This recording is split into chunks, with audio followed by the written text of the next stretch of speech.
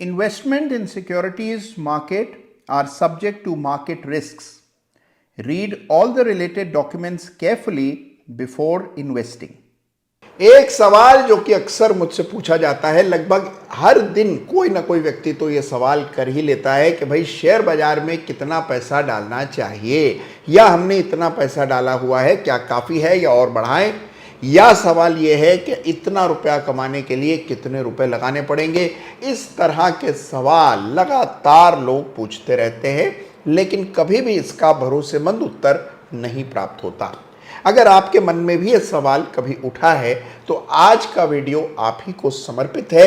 अंत तक देखना आपका नैतिक दायित्व है, क्योंकि मैं आपको बताने वाला हूं कि शेयर बाजार में कितना पैसा डालें, कैसे डालें, कब निकालें, इन तमाम सवालों के जवाब आज के इस विशेष वीडियो में आपको मिलने जा रहे हैं। तो भाई चलिए वीडियो देखते हैं।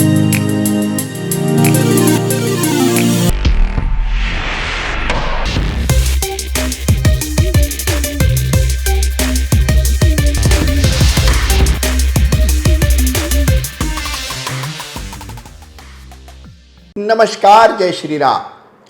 देखिए, आप कितने भी महान चार्टिस्ट क्यों ना हो, आप चार्ट्स देखकर उड़ते हुए स्टॉक के पर गिन लेते हो, आप में कितनी भी कौशल क्यों ना हो, अगर आप उस शेयर में पैसा ही नहीं लगाएंगे तो फिर चार्ट देख करके भी कोई फायदा नहीं होगा। और उसी तरह से अगर मान लीजिए किसी एक शेयर पर मोहित होकर अपना सर्वस्व न्यौछावर कर बैठे हैं, तो भी देखिए आप बाजार में बहुत अधिक समय नहीं टिक पाएंगे, ज़रूर आपको बड़ा नुकसान सहना पड़ेगा। तो देखिए, सबसे इम्पॉर्टेंट क्वेश्चन जो है ट्रेडिंग में, इन्वेस्टिंग में, वो है कि कितना पैसा एलोकेट करें इसे, कितना पैसा इन्वेस्टिंग को दें, कितना पैसा ट्रेडिंग को दें, कितना पैसा अपनी कुल पूंजी का शेयर बाजार को दें। ये हैं सबसे अहम, बड़े, जटिल प्रश्न जिनके उत्तर हर निवेशक, हर ट्रेडर को खोजने पड़ते हैं। तो देखिए, जहां एक और सारे चमत्कारी इंडिकेटर्स के बारे में बात करने वाले तो बहुत सारे लोग हैं, लेकिन ट्रेडिंग और इन्वेस्टिंग के इन गंभीर विषयों को आमतौर पर कोई भी समझना समझाना नहीं चाहता। उसकी वजह यह है कि ये चीज़ें केवल तजुर्बे से आती हैं। किसी किताब में पढ़कर आप ये तय नहीं कर सकते कि कितनी पूंजी कब लगानी है, कब निकालनी है, कब शेयर बाजार के मुनाफे को बाहर ले लेना चाहिए और कब पूरे पैसे लगा देने चाहिए। इस तरह की जानकारी, इस तरह का जो रियल लाइफ प्रैक्टिकल नॉलेज है, ये केवल बहुत अरसे तक बाजार में रहने से ही आपको आता है। तो आइए देखिए, आज हम चर्चा करेंगे कि रियल प्रैक्टिकल एक्सपीरियंस क्या है, कैसे आप इन्वेस्टमेंट करते हैं, कैसे ट्रेडिंग करते हैं और कैसे इन दोनों के बीच में पैसे को बांटा जाता है। तो एक एक बात जो मैं आज आपको कहने वाला हूँ, ये सालों के संचित अनुभव का निचोड़ है, तो थोड़ी गंभीरता से सुनिएगा, काम आएंगे। सबसे पहले समझ लीजिए कि दोनों चीज़ें बिल्कुल अलग है। इन्वेस्टिंग में कितना पैसा डाला जाए, इसके लिए नियम बिल्कुल अलग हैं। ट्रेडिंग में कितना पैसा लगाना चाहिए, इसके लिए भी नियम पूरी तरह से अलग हैं। तो इन दोनों चीज़ों में जब फ़र्क आप करेंगे और इनको दो फाड़ करके देखेंगे, तभी तय कर पाएंगे कि सही पैसा कहाँ लग रहा है।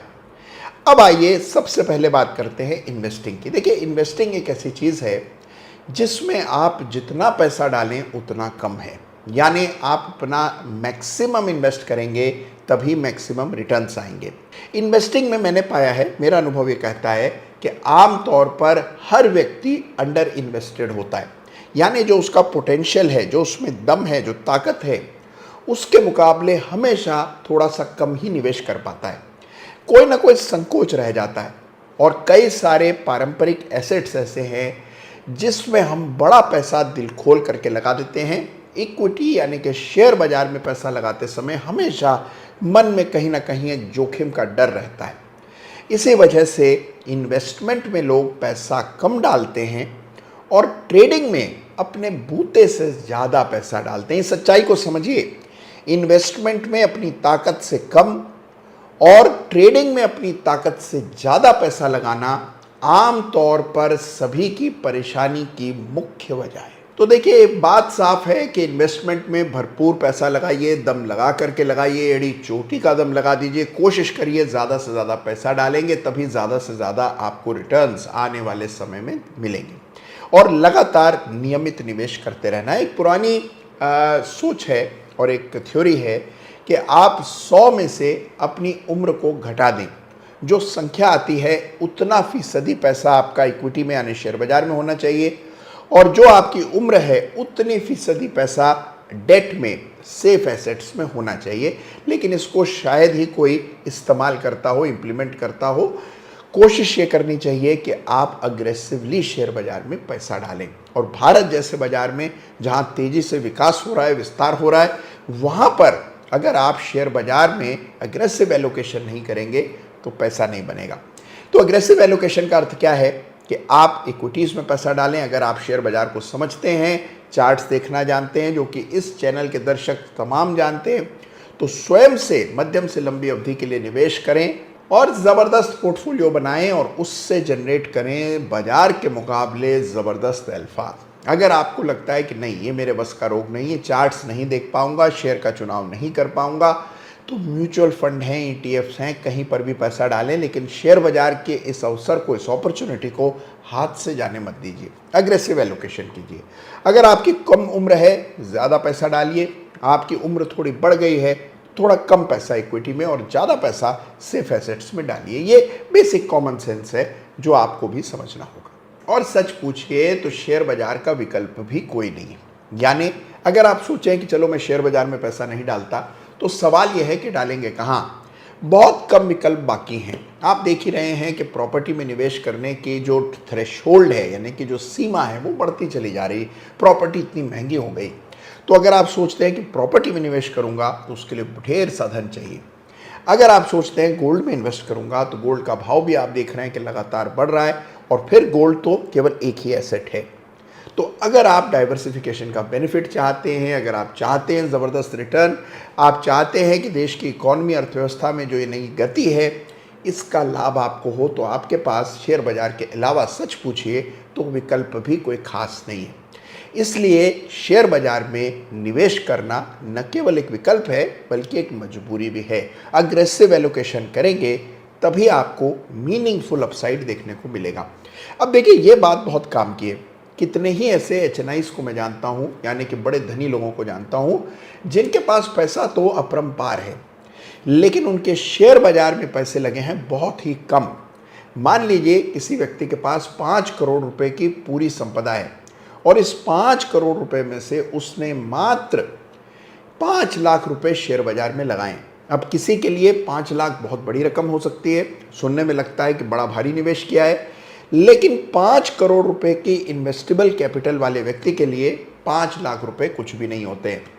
अगर ये 5 लाख कभी भाग्य से 10 लाख भी बन जाएं, तो भी आपके ओवरऑल पोर्टफोलियो के रिटर्न्स के मुकाबले बहुत ही छोटा हिस्सा होगा, और आपको इससे कभी कोई एक्साइटमेंट नहीं होगा, और ना ही ये आपके दिन बदल देने की ताकत रखता है। तो इसीलिए आपको सार्थक निवेश करना है, मीनिंगफुल इन्वेस्टमेंट करना है।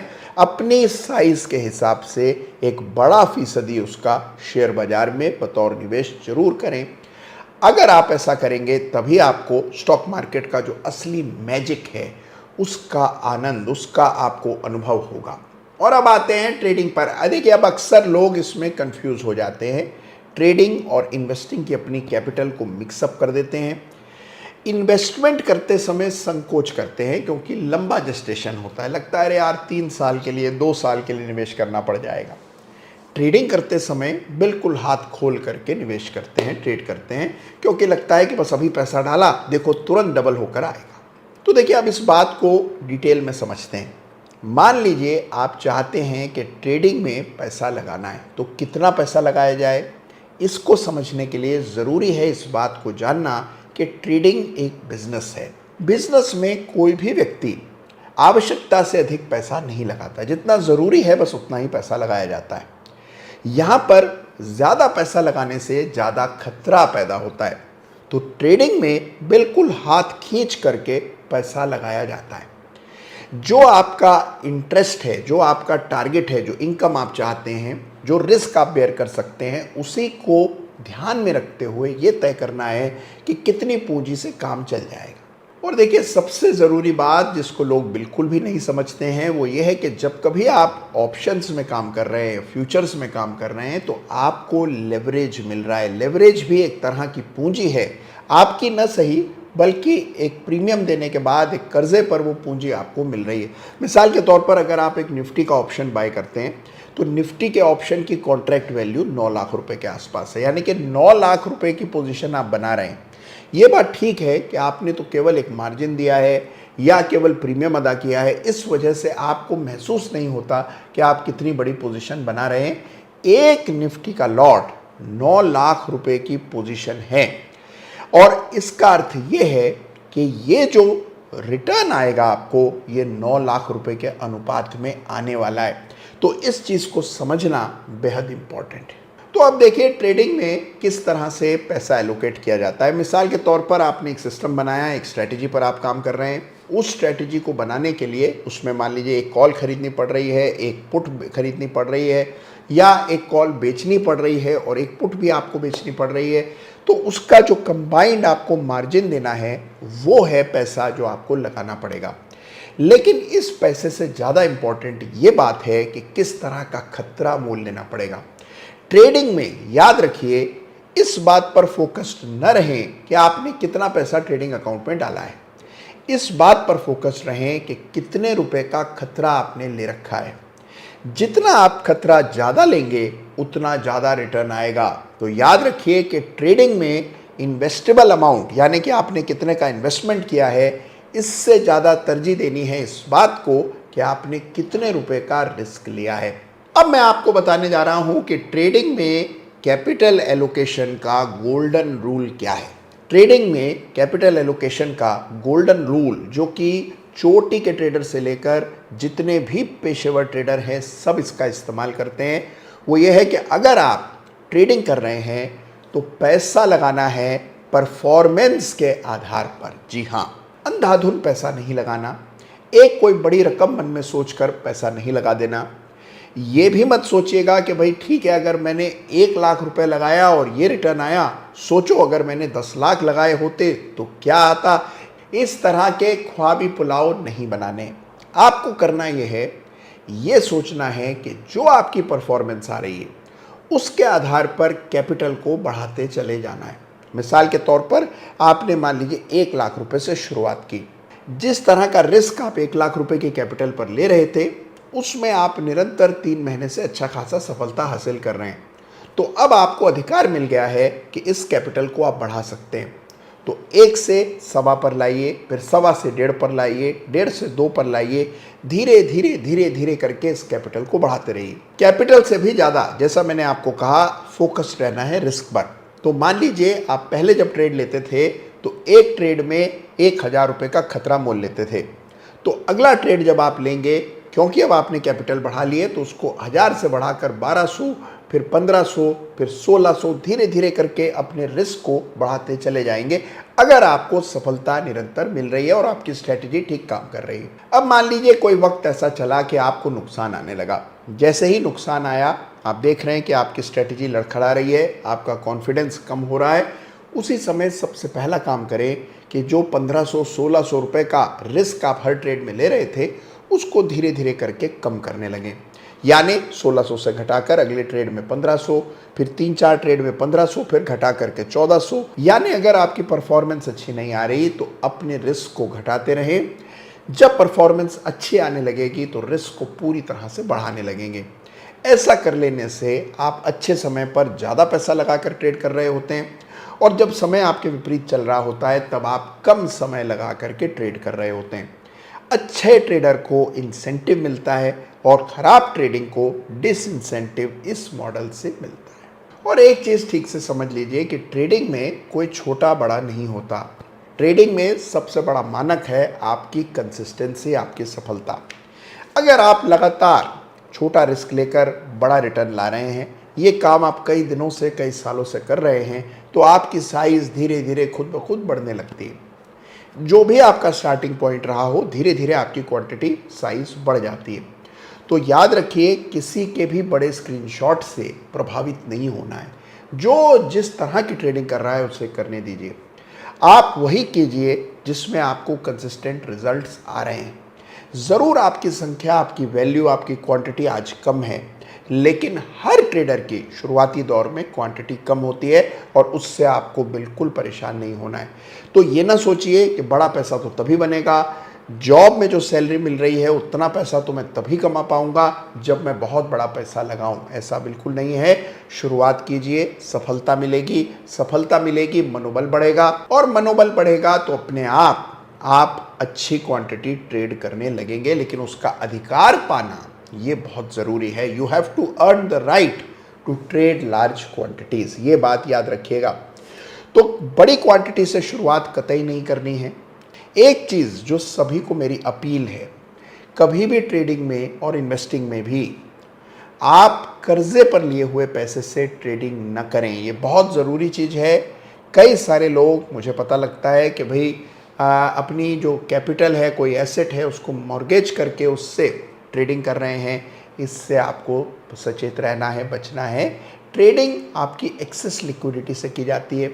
तो हमेशा जो कैपिटल आपने मोबिलाइज की है, जो आपके पास एनपीएस हैं, ऐसे निवेश किए हुए हैं जिनका कोई खास रिटर्न नहीं आ रहा, उससे बाहर आकर उस पैसे को खाली करके उस पैसे से निवेश और ट्रेड करें। कभी भी बोरोड कैपिटल से ट्रेडिंग नहीं करनी है। तो ये बुनियादी चीज़ें हैं जो आपको ठीक से पता होंगी। अब देखिए, एक और बड़ी चिंता यह है कि पैसा निकालें कैसे शेयर बाजार से। चलो डाल तो लिया, और डालने के बाद पैसे पर अच्छा रिटर्न भी आ गया, पैसे की वैल्यू भी बढ़ गई। अब सवाल यह है कि अब पैसे को विड्रॉ कैसे करें। तो देखिए, कई बार लोग मैं देखता हूँ कि पैसे को निकाल ही नहीं पाते। वो पैसा शेयर बाजार में ही लगा रहता है, वैल्यू बढ़ती जाती है, मन ही मन खुश होते रहते हैं। फिर कोई क्रैश इत्यादि आ जाता है और जहाँ से शुरुआत की है वहीं पर आप पहुँच जाते हैं। तो याद रखिए कि समय समय पर कुछ पैसा स्किम करना, यानी कि ऊपर से बाहर निकाल लेना बहुत ज़रूरी होता है।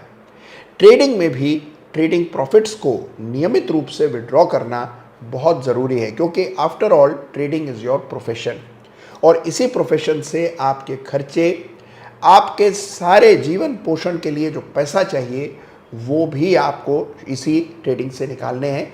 अगर आप ट्रेडिंग में विशेष सफलता हासिल कर रहे हैं तो कुछ पैसा ट्रेडिंग और शेयर बाजार से बाहर निकाल कर अलग अलग एसेट्स में भी आप चाहें तो डाल सकते हैं। रहा सवाल इन्वेस्टमेंट के पैसों का, तो इन्वेस्टिंग में कोई जल्दबाजी पैसा बाहर निकालने की नहीं होनी चाहिए। जो पैसा आपने लगाया उसको निवेशित रखिए। हाँ, अगर आपके चार्ट पर कोई संकेत ऐसा है कि स्टॉक से बाहर निकलना है तो ज़रूर निकल जाइए, और पैसे को वापस से निफ्टी ईटीएफ्स में, लिक्विड फंड्स में या कैश में होल्ड कीजिए। फिर दोबारा अवसर मिले तो फिर से निवेश करते रहिए, यानी वो पैसा अलग से इन्वेस्टमेंट के लिए ही आप उसको आवंटित रखिए। इस तरह से इन्वेस्टमेंट करते समय पैसे को पूरी तरह निवेशित हमेशा रखना है, और ट्रेडिंग में समय समय पर पैसा बाहर निकालते रहना है। तो सवाल अक्सर ये आता है कि ट्रेडिंग में भला किस फ्रीक्वेंसी पर पैसा निकाला जाए, क्योंकि ट्रेडिंग में हर महीने पैसे बने ज़रूरी नहीं है। कई बार कुछ स्ट्रेटजीज ऐसी होती हैं 2-2, 3-3 महीने तक पैसा नहीं बनता और फिर चौथे महीने बहुत अच्छा पैसा बन जाता है। तो फिर कैसे पैसे को निकाला जाए? देखिए, एक तरीका इसका ये है, जो मेरी राय में सबसे स्टेबल तरीका है, वो ये है कि हर महीने एक फिक्स्ड अमाउंट आप विड्रॉ करते रहें। ऐसा करने से आपको सैलरी जैसी इनकम ट्रेडिंग से मिलने लगेगी, आपको महसूस ऐसा होगा, और आप पर दबाव नहीं रहेगा। कोई महीना अगर ख़राब गया तो भी उतना पैसा आप विड्रॉ कर लें, और कोई महीना बहुत अच्छा गया तो भी बस उतना ही पैसा विड्रॉ करें जो आपने तय कर रखा है। ऐसा करने से आपकी ट्रेडिंग को हमेशा एक स्टेबिलिटी मिलती है, और इतने साल से अपने खुद की ट्रेडिंग में ये मैं लगातार लागू करता आया हूँ। तो मेरे लिए ये बहुत अच्छा काम किया है और आपके लिए भी अवश्य करेगा। एक फिक्स्ड अमाउंट डिसाइड करें जो आप ट्रेडिंग में अक्सर प्रॉफिट लाते हैं।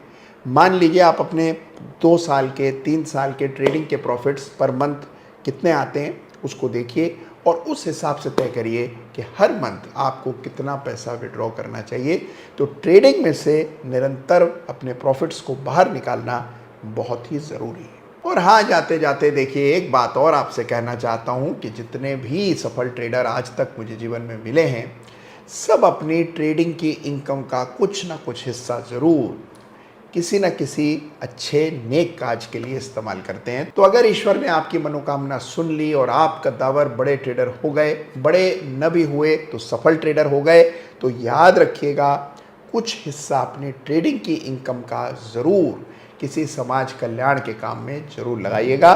तो ये है ट्रेडिंग में कैसे पैसे को लगाना चाहिए, कैसे एलोकेशन करना चाहिए। तो इन तमाम चीज़ों का संज्ञान लीजिएगा, जमकर ट्रेडिंग कीजिए। लेकिन ये जो बात मैंने आपसे कही है ये बहुत इंपॉर्टेंट है। मैं जानता हूँ बोरिंग हो सकती है, लेकिन ये बहुत इंपॉर्टेंट बात है और इसको ज़रूर अपनी ट्रेडिंग में शामिल कीजिएगा। इन्वेस्टिंग और ट्रेडिंग को अलग करके देखिए और अलग रूल्स उसके लिए बनाइए। धन्यवाद आपका। आज का वीडियो कैसा लगा मुझे बताइएगा। ख्याल रखिएगा अपना। Thank you so much. जय हिंद।